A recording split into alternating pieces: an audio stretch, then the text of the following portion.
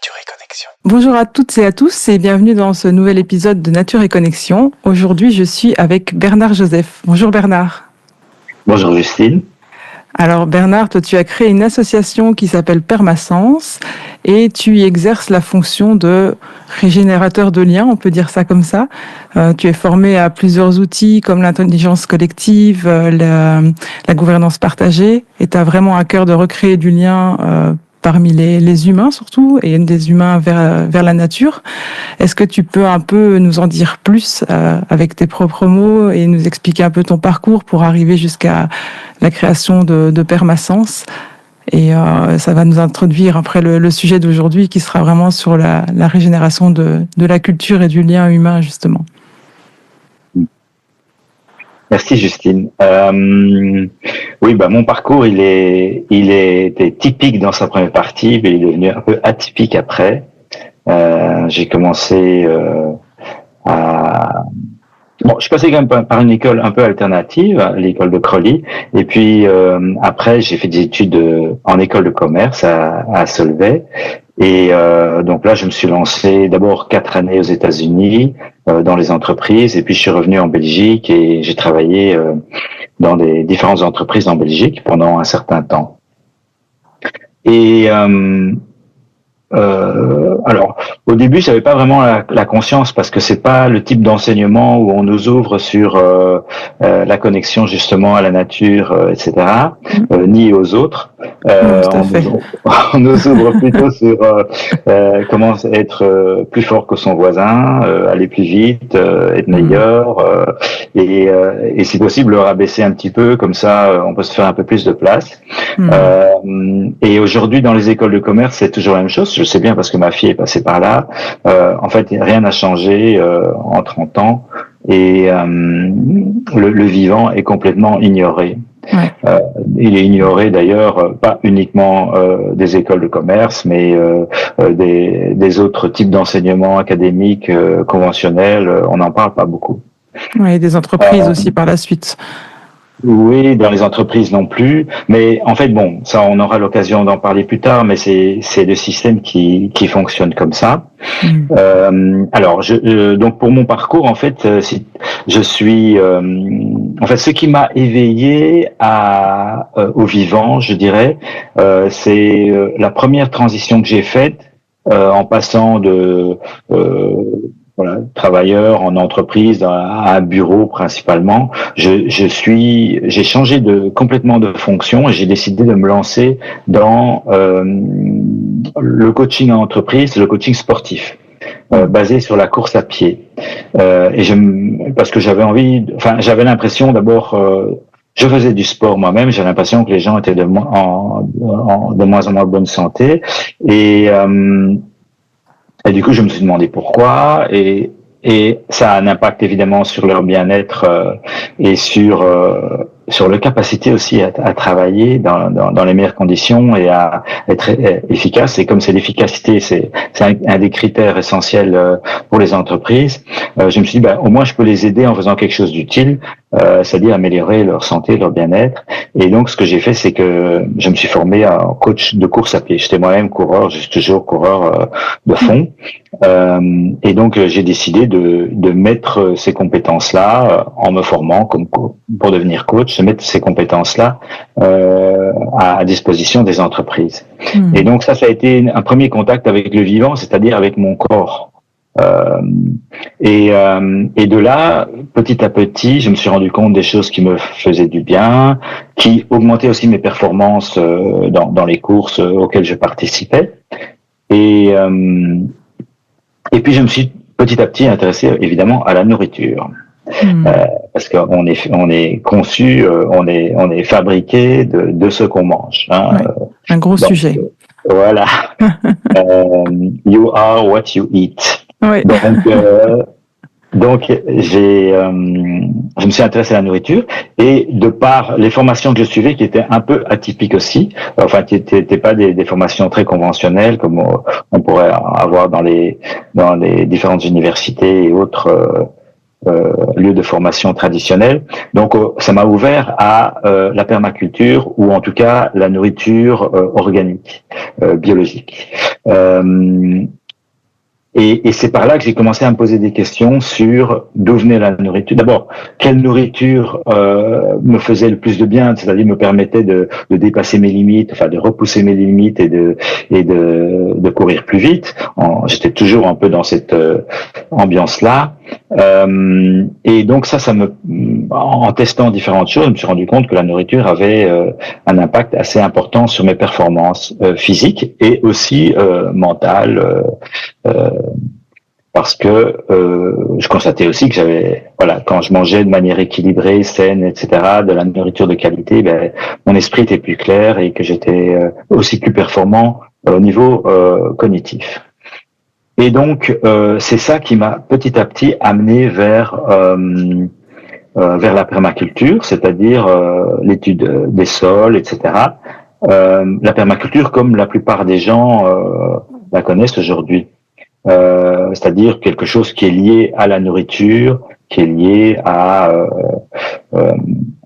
au sol, qui est lié voilà, ce que la plupart des gens connaissent de la permaculture, c'est ça, c'est comment faire une butte lasagne, comment faire son jardin, voilà, en utilisant des produits en n'utilisant pas de produits toxiques, enfin le moins possible, etc. Bon, il y a quand même pas mal de gens qui sont sensibilisés et qui font ça, mais du coup la permaculture est beaucoup plus vaste que ça, parce que la permaculture c'est je vais terminer d'abord mon parcours, mais après je vais y revenir pour vous expliquer un petit peu comment moi je vois la permaculture. Donc, suite à ce sport en entreprise, où je me suis vraiment bien amusé parce que je courais avec des grands patrons à travers le monde pour faire des marathons et j'entraînais le personnel à se préparer aux 20 km de Bruxelles et des choses comme ça. Je donnais des conférences dans les entreprises sur la santé, le bien-être, la nourriture, la gestion du stress. Et petit à petit, j'aimais vraiment bien mon métier. Je voyais vraiment que ça portait des résultats. Aussi bien au niveau de la santé des collaborateurs, mais aussi du lien qui se crée autour des événements sportifs que j'organisais. Et donc ça, c'était aussi quelque chose de très précieux pour les entreprises et pour les personnes. Mais tout en continuant à découvrir la permaculture et en me rendant compte petit à petit, c'est venu très progressivement dans quel monde on vit et quel système on a mis en place pour vivre dans ce monde, qui sont des systèmes qui sont pas du tout basés sur le vivant, mais plutôt sur la croissance, sur la richesse, les inégalités, etc. Et je me suis rendu compte que ces systèmes ne me convenaient plus et qu'ils n'avaient pas de sens pour moi. Et c'est là que j'ai eu ma deuxième transition. Et donc là, j'ai décidé que j'allais me mettre au service du vivant. Des gens vivants dont nous faisons partie, donc des personnes, des plantes, des animaux, de la planète. Et pour ça, j'ai eu besoin de quitter le système dans lequel j'étais, c'est-à-dire le système, comme on l'appelle, capitaliste, ou je pourrais même dire patriarcat depuis des millénaires déjà. Et donc, j'ai continué à me former dans différents domaines qui sont en rapport avec la permaculture, à savoir que la permaculture est un système ouvert et qu'il y a énormément de formations qui peuvent correspondre à la définition de la permaculture. On reviendra à cette définition plus tard. Et donc, j'ai décidé de quitter la Belgique, puisque je suis belge à l'origine et je suis toujours belge d'ailleurs. Et j'ai décidé de quitter la Belgique parce que je cherchais un endroit pour m'installer dans un écolieu et vivre autrement, plus vivre, tu vois, la sobriété heureuse de Pierre Rabhi, des choses comme ça. Donc, essayer de diminuer très fort mon impact sur la société, mon impact au niveau de la pollution, au niveau de la consommation, etc. Et de la production carbone.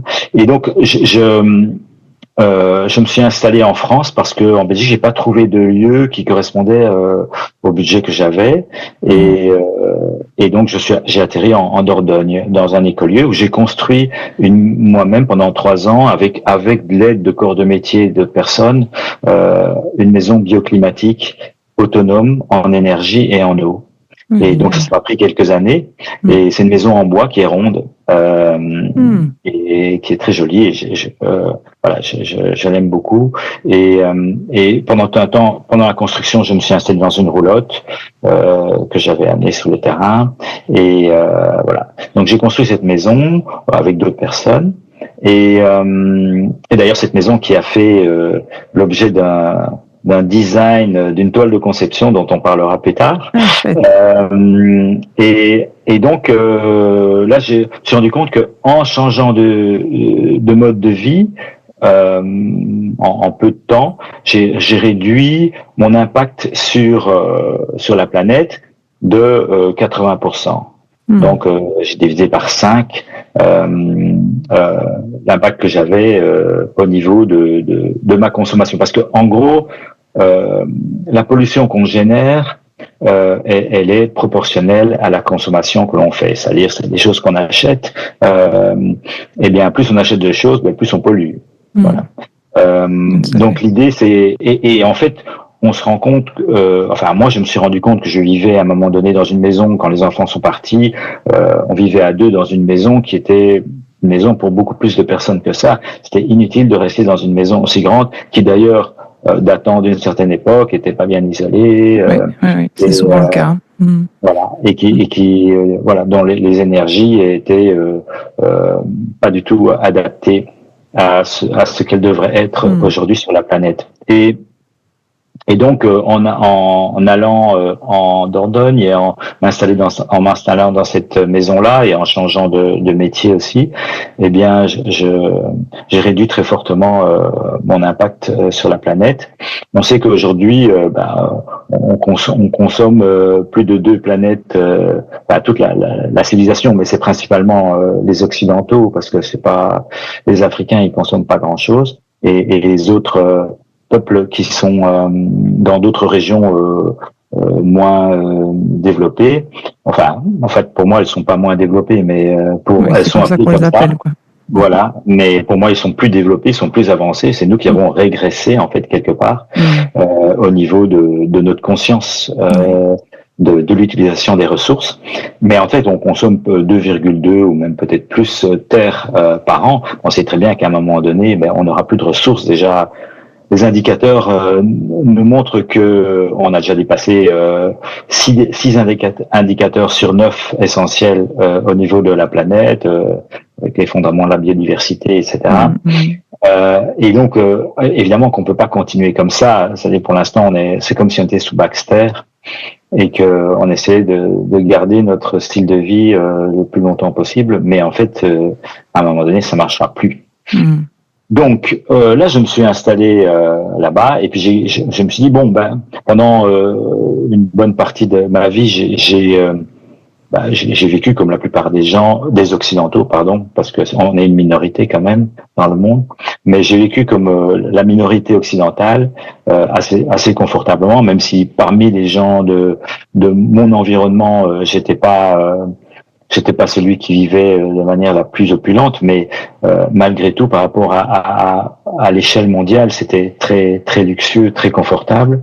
Et je me suis dit maintenant, je voudrais faire quelque chose pour les gens et pour la planète, et donc me mettre à leur service.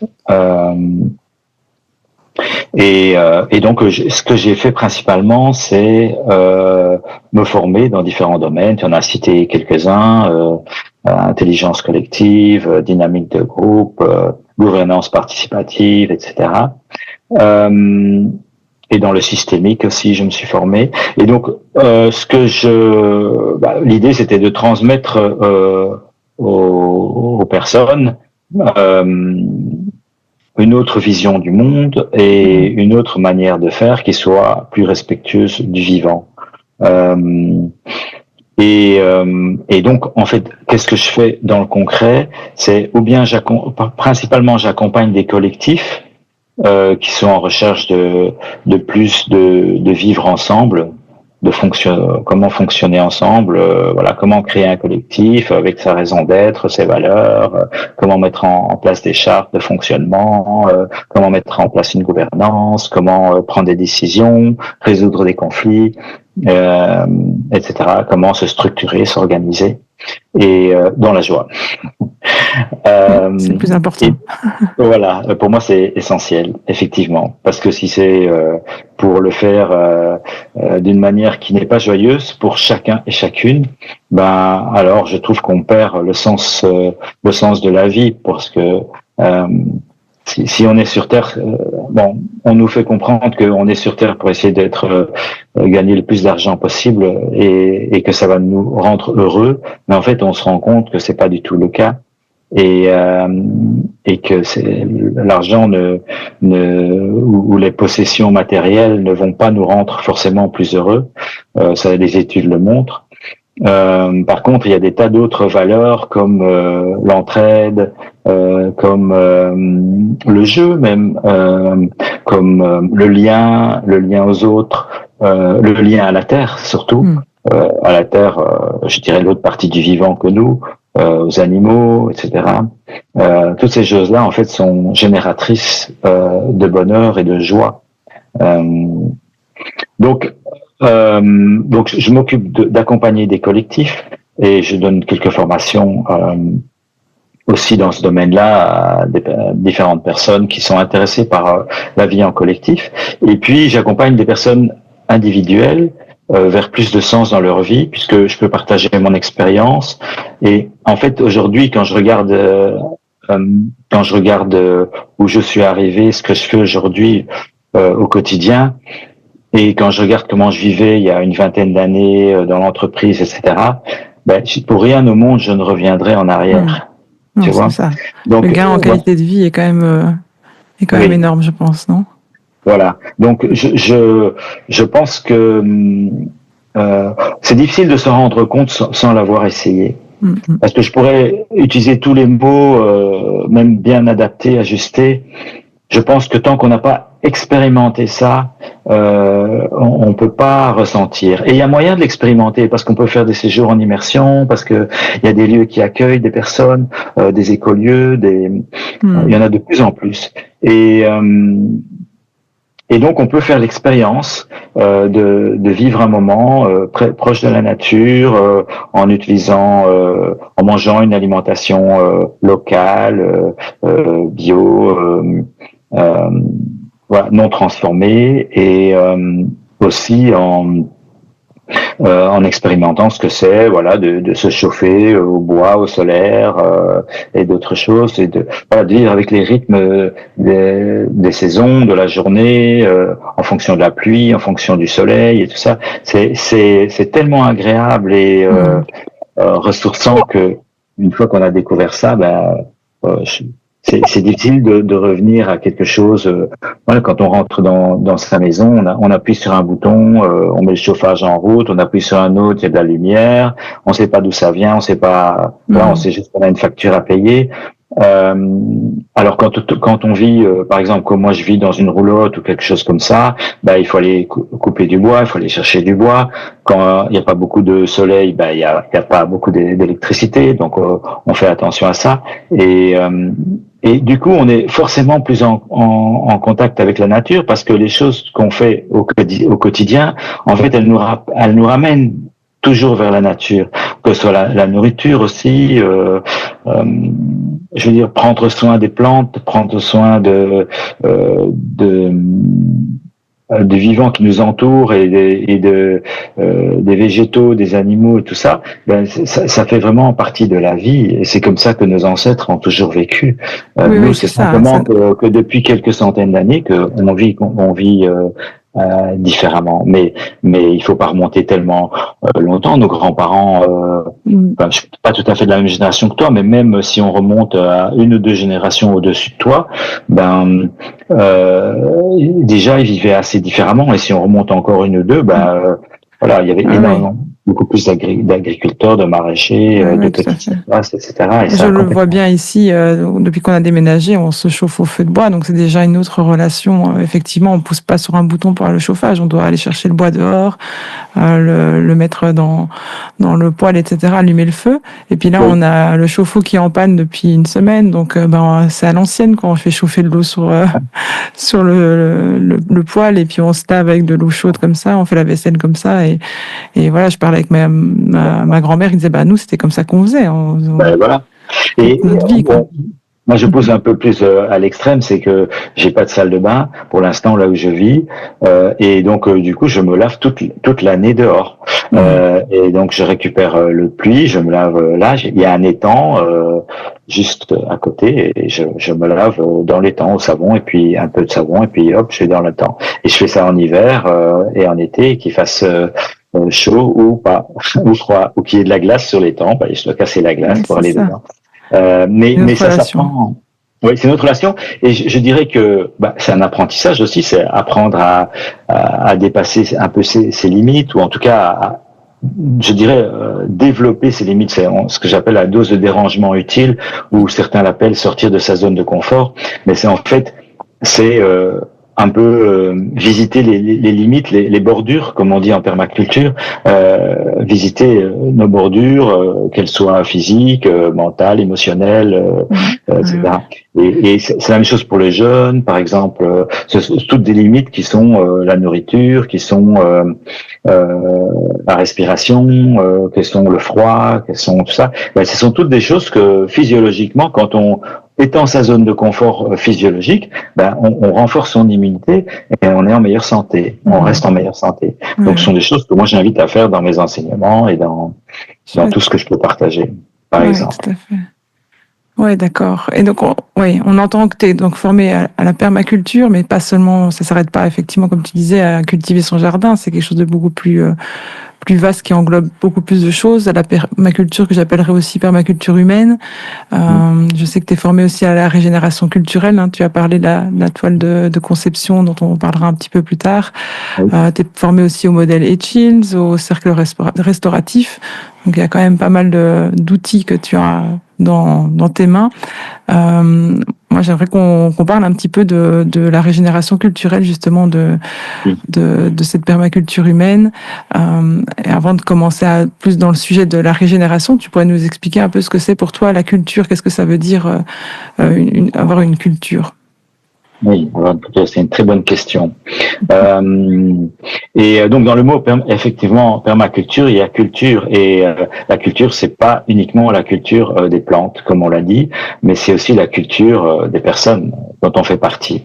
Pour moi, en fait, la culture, c'est quelque chose qui doit se voir en remontant à j'ai dit au début de de la civilisation, comment les personnes vivaient à l'époque, les peuples racines, comme on les appelle notamment, vivaient à l'époque.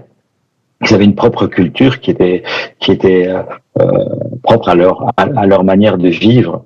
Toutes les personnes qui vivaient ensemble, en tout cas, et qui avaient des liens, elles étaient élevées dans la même culture. Donc en fait, ils partageaient beaucoup de valeurs, leur raison d'être aussi. Elle était claire et bien connue, partagée par tous et toutes. Et du coup, ils se comprenaient assez facilement, et ça explique aussi pourquoi ils se disputaient peu. Ils étaient vraiment connectés les uns aux autres et connectés à leur environnement. Et ça, c'est pour moi, c'est la culture originelle, c'est la culture qu'on a perdue. En fait, on a perdu le lien avec nos racines. L'image que j'ai, c'est qu'on est déraciné en fait. Nos racines, c'est cette culture-là, ces gens-là, et ces gens qui avaient conscience du tout, en fait, qui avaient conscience d'eux, mais aussi des autres, et aussi de la planète, et aussi au niveau spirituel, du plus grand qu'eux. C'est ce qu'on trouve dans le systémique, par exemple, dans l'intelligence collective systémique. On trouve ça dans les constellations, des choses comme ça. C'est cette notion de voilà, on est tous on est tous conçus de poussière d'étoiles, que ce soit la planète, les végétaux, les animaux, les humains. Il faut savoir que notre génétique, elle n'est pas très différente de celle des animaux. Par exemple, j'ai entendu récemment qu'on a 60% de gènes identiques à une banane. Donc, pour te dire que certains plus que d'autres, peut-être. voilà, peut-être. Mais en tout cas, ça veut dire qu'en fait, au départ, c'est l'atome. On a tous les mêmes. Et l'atome, il est fait d'énergie principalement, plus que de matière. Et donc, on est tous constitués des mêmes molécules à la base. Et cette notion de vastitude et de connexion au plus grand que nous, donc on est aussi tous des frères et sœurs qui sont issus de la même culture au départ. Si on remonte suffisamment loin dans nos générations précédentes, on est tous des cousins éloignés quelque part. Et cette unité-là, qui pour moi est hyper importante, elle est complètement perdue aujourd'hui. Et aujourd'hui, on voit qu'il y a des tas de cultures différentes qui ont émergé sur Terre, et des cultures qui ne se comprennent plus, qui ne parviennent plus à communiquer, qui sont de plus en plus divisées, qui sont déconnectées du vivant qui les fait vivre, en fait. Ils sont déconnectés de leur source de vie, en fait. C'est ça qui se passe.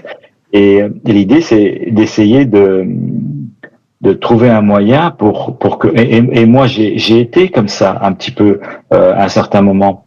Et je pense que les personnes ne sont pas responsables de ça. Quels sont des symptômes du système. C'est notre système qui nous a amenés à être comme ça. Mais individuellement, nous, chacun et chacune, j'en suis convaincu, fait le mieux qu'il peut pour lui, pour elle. Donc, je suis personne pour pouvoir juger que quelqu'un devrait faire sa vie autrement. Tout à fait. Tu dirais qu'une culture, c'est un partage il y a une notion de partager quelque chose, partager des valeurs communes, de partager aussi bien que ça soit l'art, que ça soit des histoires,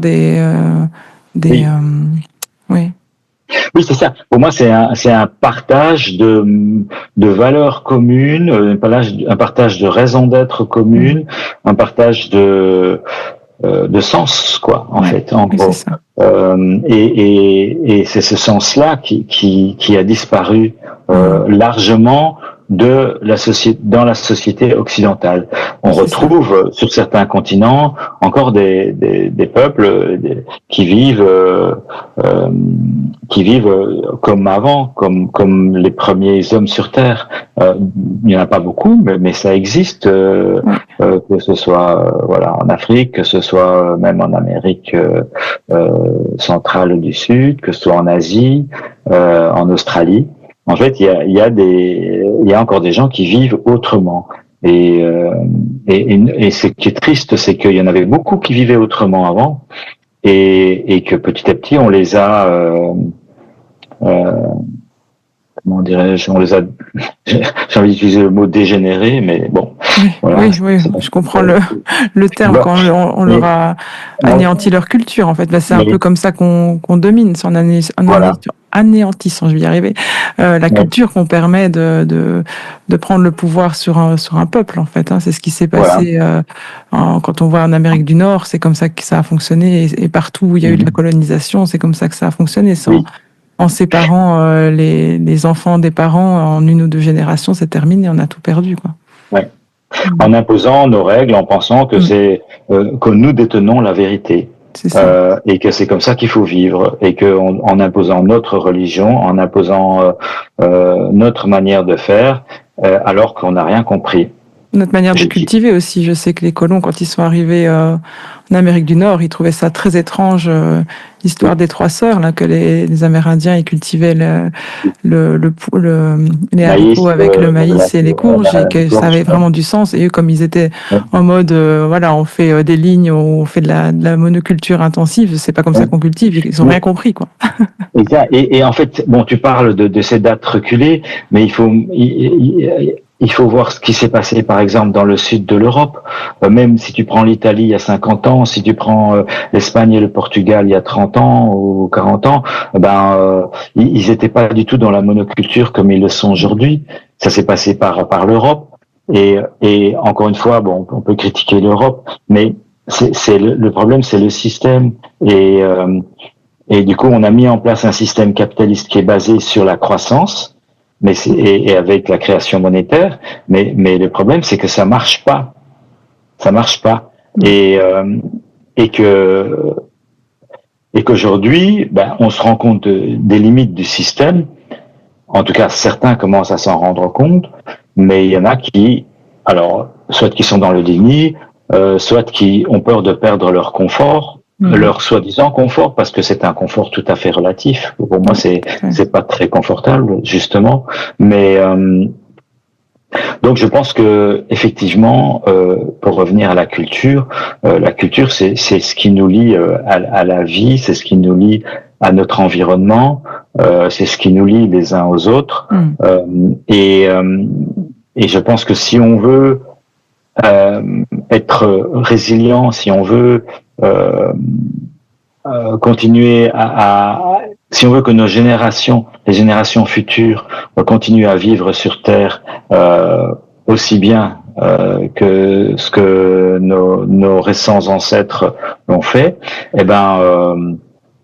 il faut changer de modèle, il faut qu'ils se réapproprient d'autres cultures, il faut régénérer la culture pour prendre conscience de ce qui a du sens et de ce qui est important de préserver sur Terre pour que tout le monde puisse aussi. Il y a le grand problème des inégalités, mais voilà. Donc je pense que la culture c'est vraiment un tout qui est lié à notre origine et d'où on vient et qui s'est développé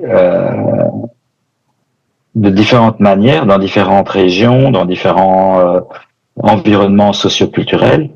Et aujourd'hui, il y a un problème, c'est que les cultures ne sont plus en lien avec le vivant, comme elles l'étaient à l'époque. Oui, tout à fait. Et ça, c'est un gros problème, quoi. Oui, c'est ça. Déjà, à la base, c'est pas qu'on a plus de culture, mais c'est qu'on a tellement tous des cultures différentes, finalement, même dans nos propres familles. Il y a même plus vraiment de culture familiale entre les grands-parents, les parents et les générations d'après. Il y a tellement de différences, donc on navigue un peu à l'aveugle parfois parce qu'on ne sait même plus ce que c'est notre propre culture. Alors d'une famille à une autre quand on prend à l'échelle d'un village, d'une ville, les cultures de chacun, elles sont tellement différentes. C'est compliqué. Il y a peut-être surtout cette histoire de manque de lien entre nous tous, entre toutes nos cultures et du lien au vivant, effectivement. Parce on s'est vraiment éloigné énormément du monde naturel. Et pour moi, c'est un peu vraiment ce qui est le plus regrettable, le plus compliqué de créer une culture sans être ancré dans notre environnement. Ça me paraît impossible, en fait. Effectivement. Oui. Et tu vois, dans le mot régénérer, il y a le mot gène. Générer et gène. Donc, quelque part, ça a à voir avec notre ADN, quoi, de régénérer la culture. Ça a à voir avec d'où on vient et qu'est-ce qui nous a donné la vie, en fait. Et quand tu parles effectivement de culture, pourquoi il y a tellement de problèmes pourquoi on dit ce putain de facteur humain? Oui. Le putain de facteur humain, il est venu du fait que nos cultures, comme tu le dis très bien, sont complètement disparates et pas connectées au vivant. Et donc, du coup, ça devient une réelle épreuve de réapprendre à vivre ensemble. ce qui était naturel à l'époque, ce qui était non seulement naturel, mais aussi indispensable pour survivre. Oui, oui, À oui. l'époque, on ne pouvait pas survivre dans la nature seul. Donc on était forcé de vivre ensemble en partageant une culture commune. Aujourd'hui, avec les technologies qui existent et avec notre système de vie, on peut vivre isolé, même si c'est pas très joyeux et agréable. Je veux dire, on va pas se faire manger par un lion, quoi. Non, c'est ça. Mais ça reste quand même, j'ai l'impression, moi, ancré dans notre ADN, parce que quand on se retrouve seul, on a quand même ce sentiment de, je sais pas si c'est de l'insécurité, il y a quelque chose en tout cas qui ressort, où on sent vraiment qu'on a besoin de lien, malgré tout. Oui, et c'est vrai qu'aujourd'hui, le lien, il se fait plus à travers l'écran que de personne à personne. La preuve, c'est aujourd'hui, voilà, on est en lien par Zoom, Ouais. mais que en fait, à l'époque, ben, je serais venu chez toi, ou tu serais venu chez moi, et où on aurait trouvé un lieu commun et on se serait fait notre interview comme ça. Donc aujourd'hui, le lien, il passe par la technologie, et c'est pas la même chose parce que la technologie, il y a le son qui passe, il y a l'image qui passe, mais on perd quand même beaucoup de qualité de contact autre que le visuel et le son. Mais ouais, la chaleur, le partage, voilà, d'une tasse de thé, le toucher aussi, et des choses comme ça. Donc, ce sont des choses essentielles dont on a besoin pour être en bonne santé et pour partager, pour être vraiment en connexion avec quelqu'un. Bah, à travers un écran, c'est très limité, quoi. Voilà. Donc, oui. Donc tu parles de régénérer la culture, mais alors comment est-ce qu'on fait? C'est la grosse question. Une bonne question. Et effectivement, je pense que la régénération, c'est travailler sur les connexions. C'est la connexion d'abord à soi, c'est la connexion à l'autre, c'est la connexion au reste du vivant. Et je pense que pour pouvoir régénérer les cultures, eh ben ça passe par une prise de conscience d'abord, comme moi je l'ai fait quand j'ai commencé à courir et que je me suis rendu compte que ça me faisait du bien, j'ai commencé à voir quelle était mon alimentation, etc. Eh bien petit à petit je me suis reconnecté à la nourriture, d'abord à mon corps à travers le sport, puis à la nourriture, et petit à petit voilà, et puis je me suis reconnecté en fait aux autres par la permaculture et au plus grand que moi au niveau spirituel aussi. Donc je pense que ce sont des étapes, ce sont des prises de conscience qui peuvent avoir lieu ou ne pas avoir lieu. Il y a peut-être des gens qui vont vivre toute leur vie sans ces prises de conscience-là, c'est possible. Je pense que ça va être de plus en plus difficile parce que l'environnement est là pour nous rappeler quand même que il y a quelque chose qui va pas et c'est de plus en plus pressant et alarmiste. Mais à tout âge, je pense qu'on peut. Aujourd'hui, que je trouve génial, c'est que il y a de plus en plus de personnes jeunes qui font ces démarches. Moi, je l'ai fait assez tard dans ma vie, mais il y en a de plus en plus de jeunes qui font cette démarche, qui ont peu de moyens au départ et qui comprennent et qui prennent conscience, ils terminent leurs études et puis ils prennent conscience que en fait ça n'a pas beaucoup de sens ce qu'ils sont en train de faire et ils décident de s'ouvrir à d'autres cultures, soit de voyager, soit d'aller visiter des écolieux, soit de faire leur expérience. Et je trouve que c'est génial de voir des jeunes qui font ça. On en voit de plus en plus. Une fois qu'on se reconnecte à soi-même, et tu vois, simplement se reconnecter à son corps, à ses émotions, à sa respiration, à toutes ces choses-là. En fait, c'est des choses qu'on a perdu l'habitude de faire dans le quotidien. On peut le faire à travers le yoga et des choses comme ça, mais ou même la course à pied. Mais je pense que beaucoup de gens ne sont pas du tout connectés à leur corps. Ils sont uniquement dans leur tête, quoi. Et moi, le corps, si tu veux, c'est très important. Les sens, le corps permasens, c'est en lien avec les sens. C'est la découverte de la permaculture par les sens. Je suis très j'ai développé particulièrement l'apprentissage par la somatique, donc par le corporel, par le mouvement, par la danse, par le chant, par la création artistique, par les intelligences multiples. Et pour moi, c'est un moyen, en tout cas, de commencer à se régénérer, c'est prendre conscience de son corps et apprendre autrement que uniquement au niveau cognitif dans l'intellect. Déjà, on se trompe en pensant que le cerveau est le seul endroit d'apprentissage du corps, puisqu'on a 3 cerveaux. On a un cerveau dans la tête, comme tout le monde le sait, mais on a aussi un cerveau dans le cœur, il y a des neurones, on a un cerveau dans l'estomac, dans le système digestif, et du coup, ces zones-là, qui sont des zones corporelles, sont aussi des zones d'apprentissage et de mémoire. Et l'apprentissage par le corps, en fait, ce qu'on constate, c'est que lorsque tu apprends par une manière, je dirais, conventionnelle, comme à l'école, à l'université, où quelqu'un te raconte des expériences ou des formules et autres, tu vas retenir à peu près 10% de ce qui a été dit. Si tu utilises le corps, ça va dépasser les 50%, parce que les gens vont le vivre à l'intérieur d'eux-mêmes, tu vois. Et en fait, dans les peuples racines, ils se racontaient beaucoup d'histoires parce qu'ils n'avaient pas de moyens d'écrire ou de transmettre les choses autrement. Donc c'était beaucoup de transmission orale et ça se faisait à partir des histoires. Et quand en fait on te transmet quelque chose, on te raconte ton histoire, tu as 90% de rétention.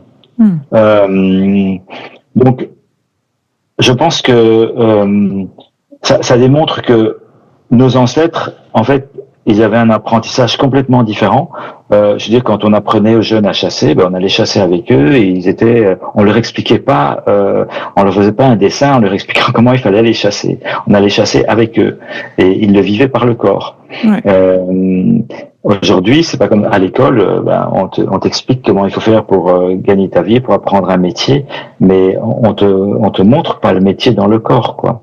Et du coup, c'est pour ça que les gens mettent autant de temps pour apprendre un métier, alors que s'ils le faisaient pratiquement eux-mêmes, si on leur montrait tout de suite, ils apprendraient beaucoup plus vite, ils retiendraient beaucoup mieux. Donc voilà, c'est toute la question de l'apprentissage. J'ai un peu perdu le fil là. On parlait de comment faire pour régénérer la culture. Voilà. Tu disais que c'est passé déjà par soi, se reconnecter à soi. Voilà, se reconnecter à soi et le faire, et prendre conscience de son corps, se reconnecter à son corps. Après, j'ai parlé de l'apprentissage, effectivement. Après ça, c'est comment se reconnecter aux autres, comment se reconnecter au vivant, en sachant qu'il n'y a pas un ordre. Généralement, ça commence par une prise de conscience individuelle, et puis après, la connexion au vivant, la connexion, au reste du vivant, et la connexion aux autres qui font aussi partie du vivant. Souvent, c'est la connexion à la nature qui est plus facile, parce que on a perdu parfois un peu foi en l'humain, et on a plus facile à aller se connecter à la nature.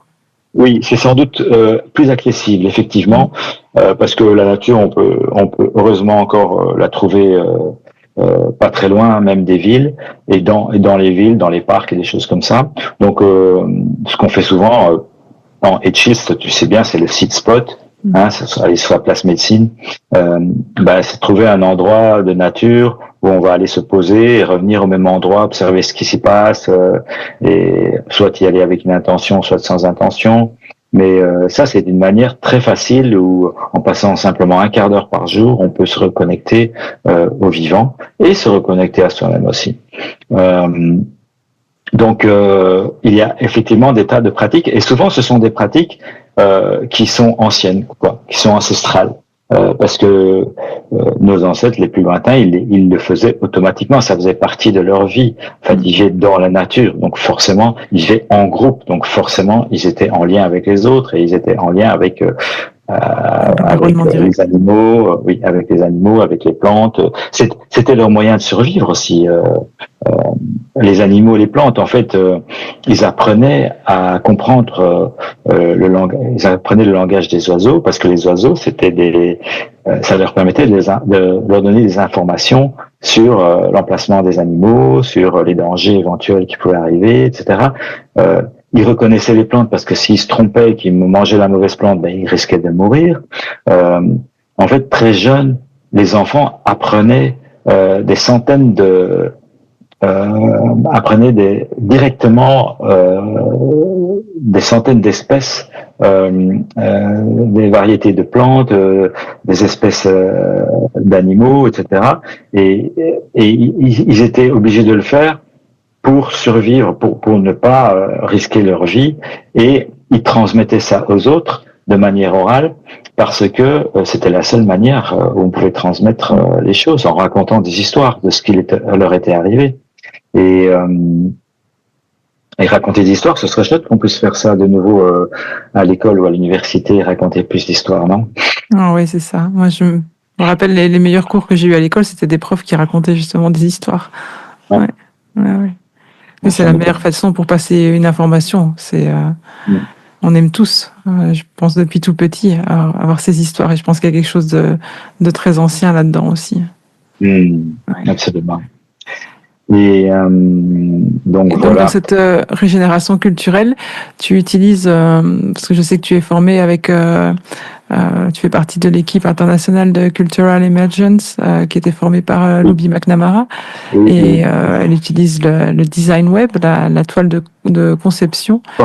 Oui. Voilà, je sais que tu l'as utilisé pour faire ta jolie maison ronde, du coup. Est-ce que tu peux nous expliquer un peu ce que c'est la toile de conception et comment ça peut nous aider justement dans cette régénération culturelle? On a compris qu'il y avait des outils assez simples, en se reconnectant à soi, en se reconnectant à la nature. Il y a de fil en aiguille une reconnexion aux autres qui se fait aussi. Mais il y a peut-être des outils, effectivement, comme la toile de conception qui peuvent peut-être nous y aider aussi. Exactement. Et je vais vous raconter une histoire. Ah, chouette. Donc, quand j'ai découvert la permaculture et les enseignements de Luby McNamara, donc j'ai toujours tout de suite été attiré par la permaculture, le côté humain ou social de la permaculture. C'est ce qui me parlait le plus. Donc une des premières formations que j'ai fait avec elle en Angleterre, c'était une formation sur la toile de conception. Et la toile de conception, en fait, c'est une toile inspirée des peuples racines, qui est circulaire. Je peux vous la montrer. Je sais pas si on voit quelque chose. Ouais, moi je vois en tout cas. Tu vois? Ok. Enfin, peut-être qu'on pourra partager ça sur le podcast, mais en tout cas, donc c'est quelque chose de rond avec 12 points d'ancrage et qui permet, qui retrace un petit peu les étapes de la vie. Et avec la naissance, l'enfance, l'adolescence et l'âge adulte. Et en fait, l'histoire que je voulais vous raconter, c'est que quand j'ai découvert cet outil-là, j'ai fait un design, donc une conception, à partir de cet outil, de comment j'imaginais ma vie plus tard. À ce moment-là, j'étais toujours en Belgique et je travaillais toujours en entreprise. Et j'ai conçu en fait ma vie telle que je voulais qu'elle se déroule.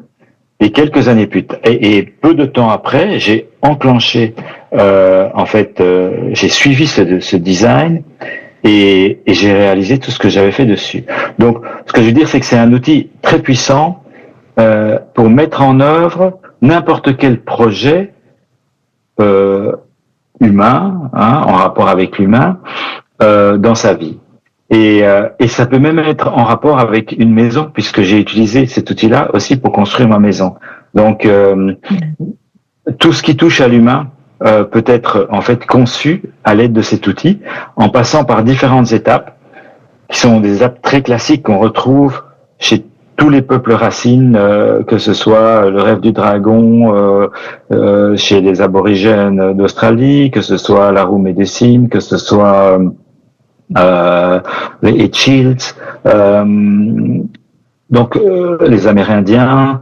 Donc on trouve ce même processus partout dans le monde, dans des cultures qui se connaissaient pas. Donc ça veut dire que comme elles étaient en contact avec le vivant, ben forcément elles ont imaginé un modèle qui s'inspire du vivant. Et la toile de conception est un modèle qui s'inspire du vivant. Et en passant par les différentes étapes, donc on est vraiment, il y a des questions qu'on peut se poser, il y a des réflexions qu'on peut avoir, et on met en place un projet qui peut aller d'un projet hyper simple, comme par exemple, moi j'ai utilisé la toile de conception pour ranger des fichiers sur mon disque dur, jusqu'à la construction d'une maison ou jusqu'à un design de vie. Voilà, qu'est-ce qu'on fait de sa vie, etc. Et donc moi j'ai utilisé cet outil pour concevoir ma vie, notamment. Savoir que ce livre, en fait, il a été traduit c'est moi qui l'ai traduit et fait traduire. Enfin, on traduit plusieurs, mais du livre originel de Lobby McNamara qui s'appelait People and Permaculture, et donc c'est devenu La permaculture et nous. Et ce qui est marqué, en fait, c'est le sous-titre, c'est concevoir le bien-être personnel, collectif et planétaire. Donc c'est un outil de conception qui permet de concevoir tout ce qu'on veut au niveau individuel, au niveau collectif et au niveau planétaire. Et les 12 points d'ancrage, par exemple, je peux vous en partager quelques-uns, mais après, il faudra... Dans le livre, en fait, tout est expliqué en détail. C'est plus comme un manuel comment utiliser la toile de conception. C'est un peu ça, ce livre. Et donc ce manuel, il nous apprend que bon, pour commencer un projet, il faut d'abord avoir une vision, une raison d'être, savoir où on veut aller, qu'est-ce qu'on veut construire, qu'est-ce qu'on veut mettre en place, etc. On passe par les points d'ancrage de ressources. Qu'est-ce qu'on a comme ressources pour mettre tout ça en place? Il y a des ressources internes, il y a des ressources externes. Il y a différentes ressources. Moi, j'utilise souvent les 8 formes de capitaux, qui sont des ressources un peu différentes de ce qu'on utilise dans notre société, qui est juste l'argent, le temps et des bases comme ça. Mais voilà, donc les ressources, voir un peu quelles sont nos limites, c'est-à-dire jusqu'où on peut aller, quelles sont nos limites physiques, quelles sont nos limites émotionnelles, quelles sont nos limites et qui sont les limites qui peuvent être aussi des croyances, donc psychologiques. On a tous des limites et c'est intéressant d'aller les visiter pour savoir les choses qu'on ne peut pas réaliser ou les blocages qu'on a, et soit qui nous empêchent d'avancer, soit qu'on peut aller visiter pour voir comment les changer éventuellement, comment étendre notre zone de confort, comme je disais avant. Il y a les schémas comportementaux utiles et les schémas comportementaux nuisibles. C'est un peu les cercles d'érosion et les spirales d'érosion et les spirales d'abondance. Donc là, on va visiter un petit peu comment est-ce qu'on fonctionne, qu'est-ce qui fait, par exemple, l'auto-sabotage, comment ça se passe chez nous. On va aller visiter nos peurs, on va aller voir toutes les choses qui sont liées et qui nous entraînent soit vers l'abondance, et ces choses-là, on va les valoriser, on va les mettre en œuvre, on va les utiliser. Et puis celles qui nous amènent plutôt vers la dégénérescence ou l'érosion, on va voir pourquoi et on va voir comment est-ce qu'on peut les inverser pour qu'elles se transforment en spirale d'abondance. On va passer sur les idées, on va passer sur les idées, ça peut être des tas de choses qui nous passent par la tête et qui dépassent peut-être l'étendue du projet, mais qui peuvent être des guides pour aller plus loin. On va regarder les principes aussi, donc des principes de conception, il y en a une douzaine, mais des principes d'émergence culturelle, il y en a plus de 25.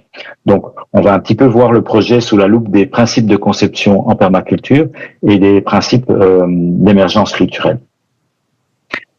On va faire l'intégration, ça c'est un peu rassembler toutes les pièces du puzzle et voir quelles sont les choses auxquelles on n'a pas répondu, les fonctions auxquelles on n'a pas répondu, quels sont, voilà, on va rassembler un petit peu tout ce qu'on a vu auparavant et voir, pour pouvoir mettre en place un plan d'action qui est le point d'ancrage suivant, garder l'élan pour continuer à le mettre en œuvre.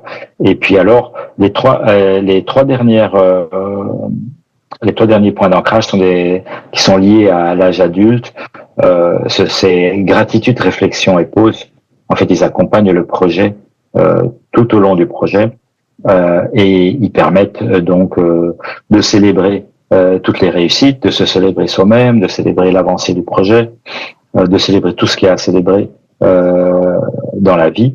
Et puis il y a la phase de réflexion, et celle-là aussi, elle est très utile pour savoir faire le point sur ce qui se passe au niveau micro et macro, donc au niveau du projet, au niveau méta aussi, et prendre des temps de pause pour se régénérer justement, régénérer ses idées.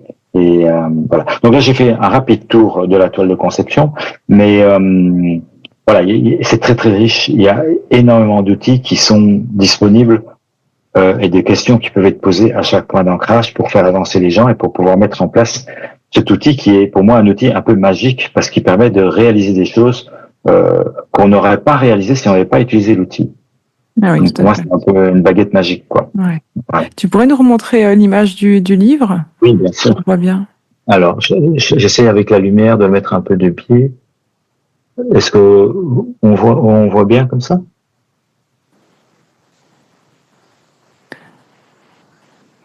Super, comme ça on a pu voir un peu les différents points, parce que quand je parle, l'écran revient vers moi.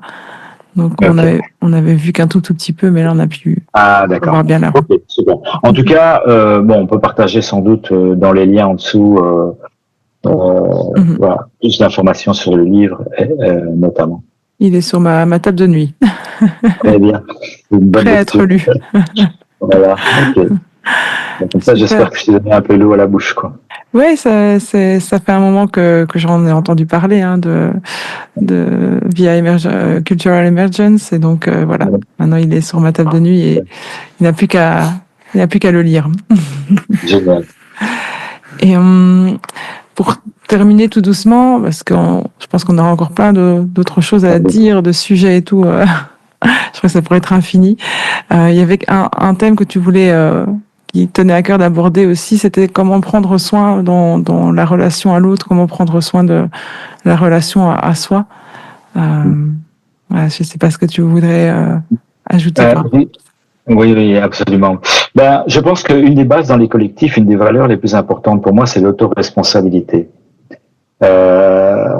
C'est de nous. La société a tendance à nous rendre dépendants et à nous déresponsabiliser et retrouver notre responsabilité, se sentir responsable de ce qu'on dit, de ce qu'on fait et aussi de ce qui nous affecte. C'est-à-dire que en fait,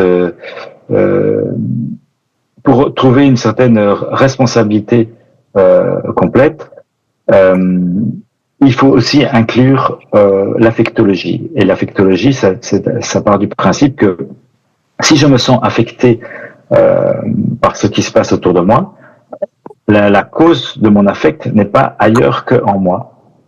Et l'idée, c'est si je suis autoresponsable, j'essaie de trouver une solution pleinement satisfaisante à ce qui m'affecte. J'essaie de retrouver ma joie de vivre.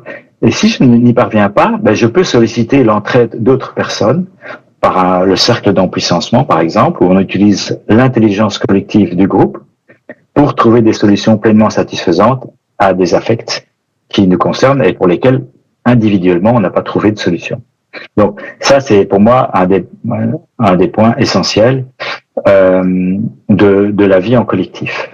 Ce qu'il y a aussi, c'est l'association consciente et le consentement, qui sont deux notions aussi qui sont très importantes pour moi dans les collectifs.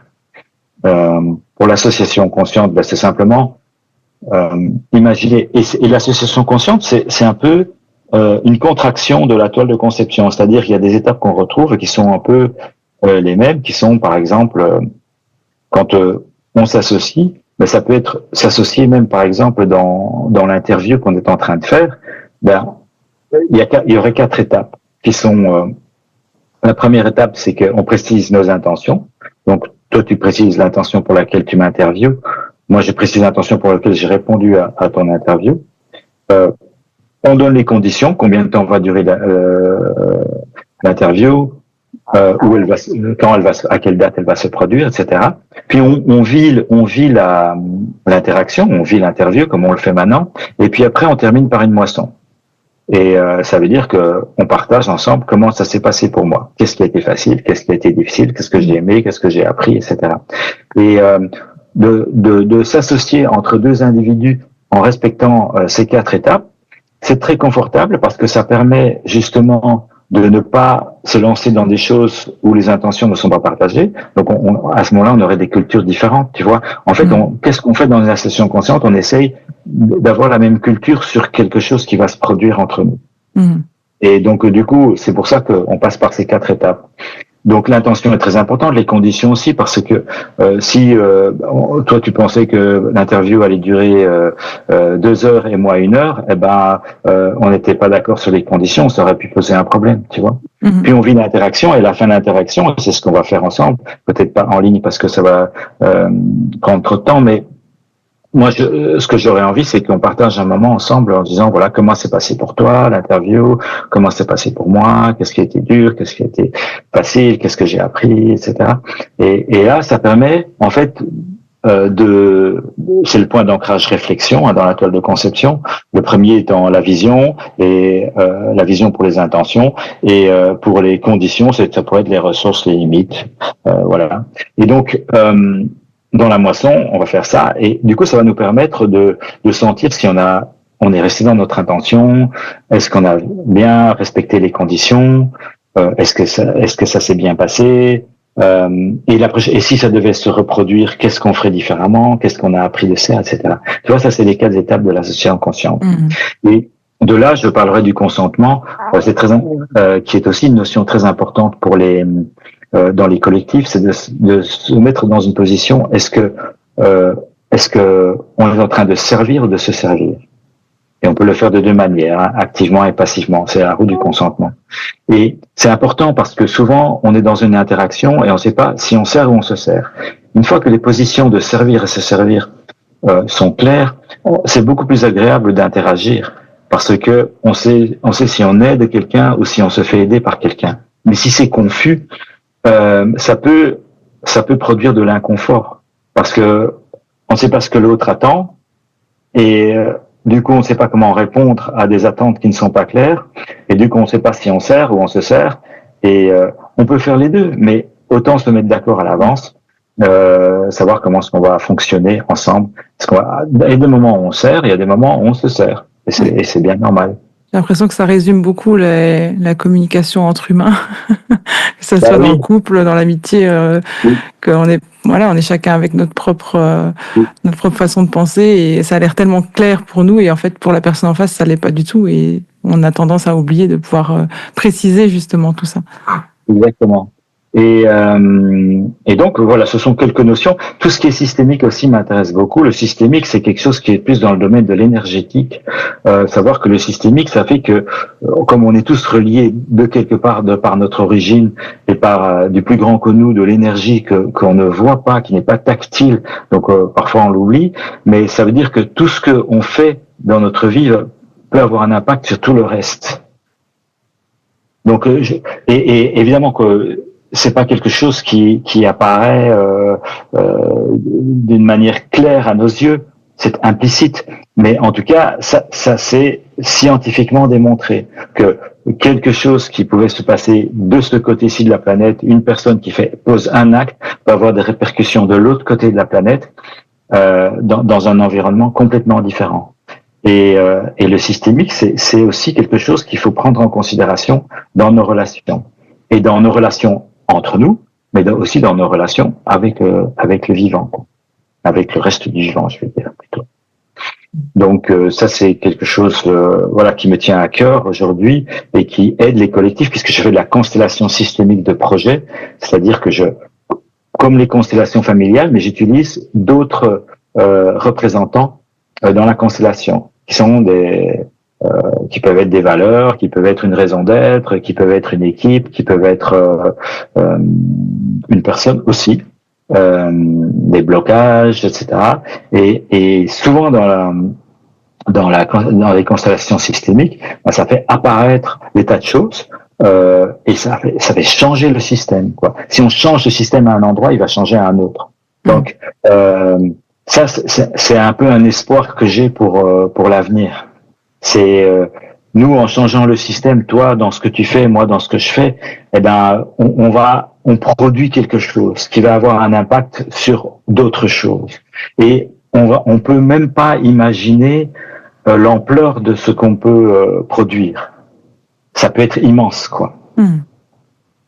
Et ça, j'ai envie de terminer sur quelque chose d'optimiste, qui est que en fait, on pourrait, en regardant tout ce qui se passe dans le monde, on peut vite être découragé. Et les jeunes, ils pourraient vite être découragés. Je les comprends.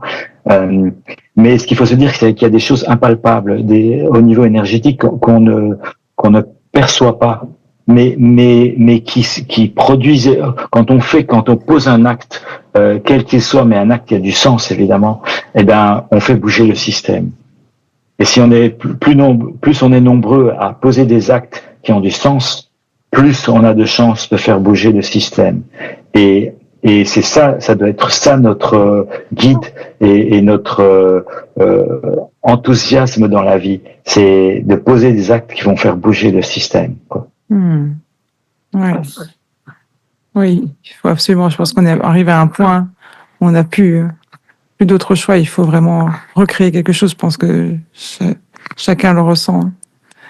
Si on résume un peu cette interview par rapport à la régénération de la culture, donc comme tu disais, on peut dire que pour régénérer une culture, il faut un lien au vivant, un lien à la nature, et que déjà de se reconnecter à soi par des petits outils de présence, en fait, de respiration consciente, d'être présent là, d'aller se poser dans la nature et puis recréer du lien aux gens autour de nous. Ça permet déjà d'entamer cette régénération culturelle.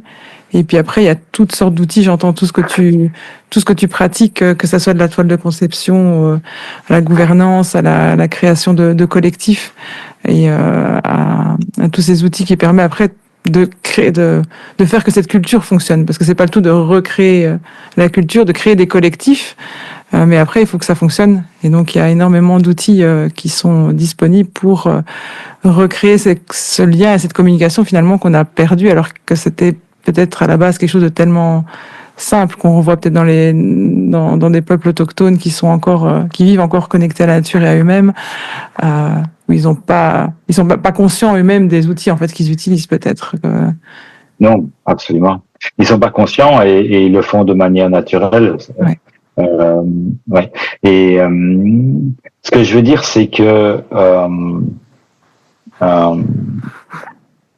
ouais. En tout cas, il faut garder espoir que les choses peuvent bouger alors qu'on a l'impression qu'elles sont figées, quoi. Et c'est vraiment ce message-là que j'ai envie de faire passer. Et que ce message-là et l'autre message que j'aurais envie de faire passer, c'est de poser même le plus petit acte possible. Je veux dire, c'est essayer de changer certaines choses et de voir ce que ça provoque. Tu vois, changer une petite chose dans notre mode de vie. Ça peut être au niveau de la nourriture, au niveau d'une connexion à soi, à l'autre ou au reste du vivant, à la nature, comme on l'appelle. Mais c'est voilà, essayer de faire des petits changements et voir ce que ça provoque chez nous, de ce que ça provoque chez les autres, de ce que ça provoque sur la planète. Et parfois, on peut être assez surpris de l'impact qu'on peut avoir, même les gens du colibri. Mais on peut être étonné de ce que ça peut provoquer. En tout cas, moi, j'ai eu plusieurs expériences systémiques qui ont, dans les cercles restauratifs ou dans des constellations systémiques, qui ont provoqué des changements inimaginables. Et je pense que c'est cet invisible peut-être qui est la clé de notre avenir régénératif de nos cultures, quoi. Je pense que c'est ça.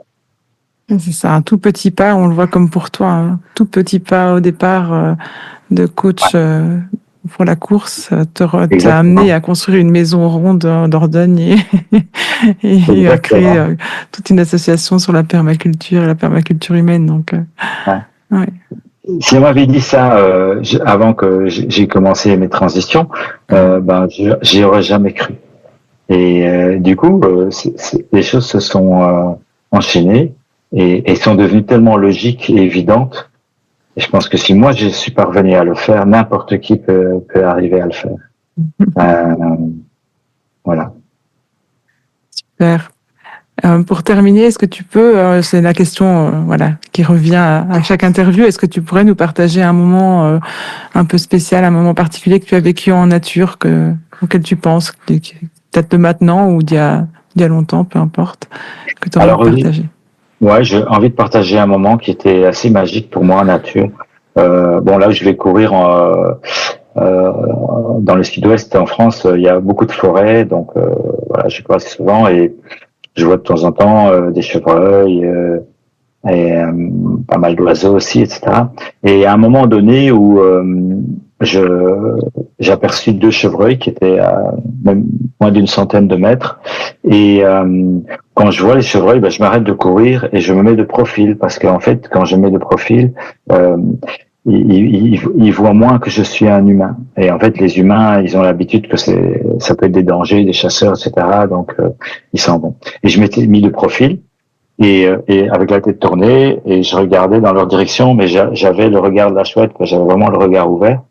Et, euh, et en fait, j'étais surpris, mais ils m'ont regardé, je les ai regardés, on est resté presque les yeux dans les yeux pendant, euh, je sais pas moi, plusieurs minutes, et ils n'ont pas bougé, alors que d'habitude, ils s'en vont assez rapidement. Là, ils sont restés à deux à me regarder. C'était vraiment magique. J'avais vraiment l'impression que on communiquait, je me sentais très en lien avec eux et j'avais presque des frissons de voir que voilà, ils n'avaient pas peur de moi et qu'ils avaient envie de se connecter à moi. Et je trouvais ça super joli. Ça, c'est un des moments. J'en aurais plein d'autres à raconter, mais ça, c'est celui dont je me souviens comme ça maintenant. Merci. Ouais, c'est un moment suspendu dans le temps comme ça, et qui est justement dû au fait que tu sois conscient, que tu sois attentif, parce que beaucoup auraient continué à courir si on ne prend pas ce temps de s'être posé avant et d'apprendre à écouter, à regarder ce qui se passe autour de nous. On les voit pas, les chevreuils. Ouais, on les voit très peu effectivement, et ils sont très peureux, donc souvent ils s'en vont très vite, quoi. Mais ouais, il y a encore eu d'autres moments formidables. Mais ce moment-là, je m'en rappelle, et il m'a vraiment marqué, et parce que j'avais appris justement comment il fallait faire pour être invisible. Alors là, c'est la première fois que je me sentais un peu invisible, quoi. Ouais. Et ça, c'est encore des techniques de chasseurs, comme des techniques de pisteur, quoi, tu vois. Parce que les pisteurs, c'est toute notre culture, ça, le pistage. On pourrait parler encore des heures du pistage. Ça, c'est sûr. Voilà. Super Bernard, merci beaucoup pour tout ce partage de ton expérience sur la culture, la permaculture, cette belle histoire du chevreuil. Merci pour tout ça, et je te souhaite une bonne continuation dans l'éveil des sens et du lien humain que tu véhicules. Merci. Merci beaucoup, Justine. Merci de m'avoir invité.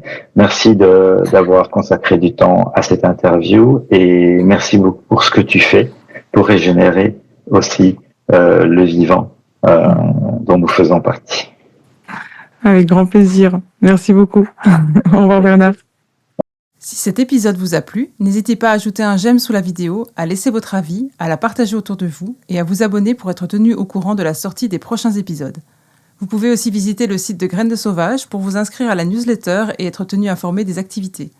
Allez faire un tour sur Instagram pour d'autres contenus sur la connexion et la nature. Merci et à bientôt.